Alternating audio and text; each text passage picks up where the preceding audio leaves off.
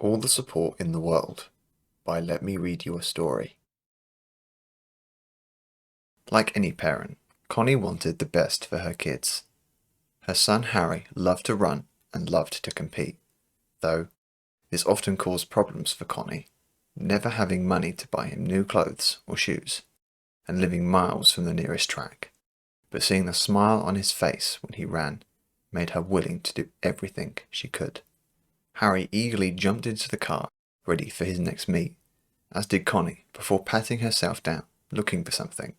Can't forget this, can we? She held up a gold bracelet, which since Harry was born, had been her good luck charm. Harry had recently made friends with John from his running, and asked if they could give him a lift. They pulled up at John's house, and Connie was shocked to see a house beyond her wildest dreams, a fit with glamoring estate cars to boot. John stepped out dressed in a fresh kit and expensive trainers. On the way, Connie overheard them talking about John's private training, on top of the classes Connie could barely afford as it was. Once training began, the pair lined up for their first race. Connie proudly cheered Harry on, holding her bracelet. The gun fired. Harry surged into the lead, already smiling to himself, rushing towards the line. But just as he got into his stride, one of his tattered shoes ripped, costing him dearly. As he tried to keep going, he watched as John swept past and crossed the line first. Connie could see the disappointment on Harry's face and felt awful, made worse by seeing John barely seem to care for his victory. Harry spent the whole week training, making sure he worked harder than everyone else in the class. Connie supported him in any way she could, pushing him to try one more time when he thought he had nothing left. Though when he asked if she could buy him new trainers, she could only sew his old ones back together, unable to afford the likes of what John paraded around in. The next race came, and again Harry and John sprinted clear of the rest, neck and neck.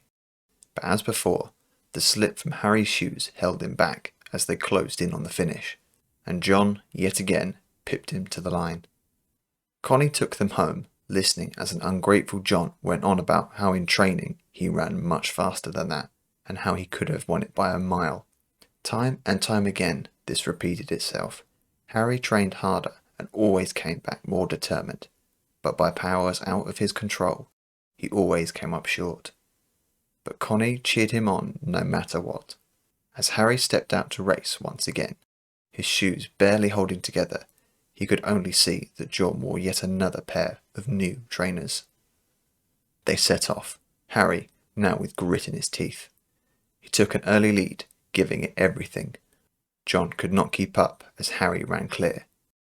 Then, disaster. The sole on Harry's shoe ripped clean off. Harry tumbled to the ground, clattering as he rolled head over heels. He came to a stop just as John crossed the line. That night, Connie sat helpless as Harry refused to leave his room. Connie held out her bracelet, remembering all the happy moments that it had brought her, but now, even that didn't seem to be enough anymore. Her mind began to wander, thinking of what she could do. Though she hated herself for it, she couldn't help but call up a local jeweller to ask what the bracelet was worth. She slept on it, knowing she would do whatever she could to help her son.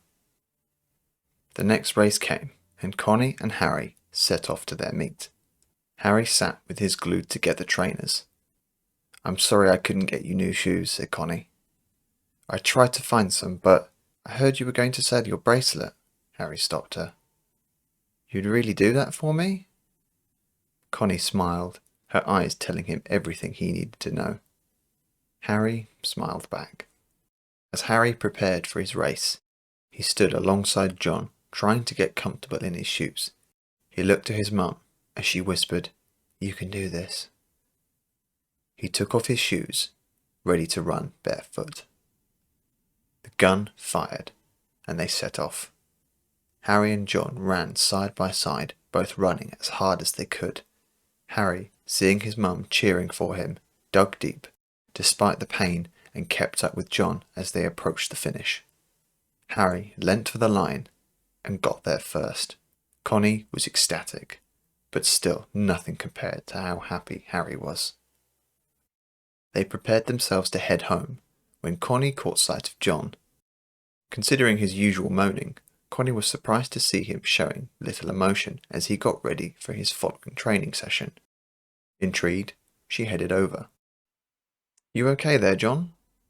"I'm fine." "I wouldn't worry about it. You can't win all of them, I guess." "Wouldn't have mattered anyway. What's the point in winning if you have no one to celebrate with?" It was only in this moment that Connie realised that for all the times she had come to watch Harry, never had John's parents showed up. "I know they think I need all this extra stuff to do better, but I would give it all up just to see them turn up to one race." Connie looked back at Harry, still smiling.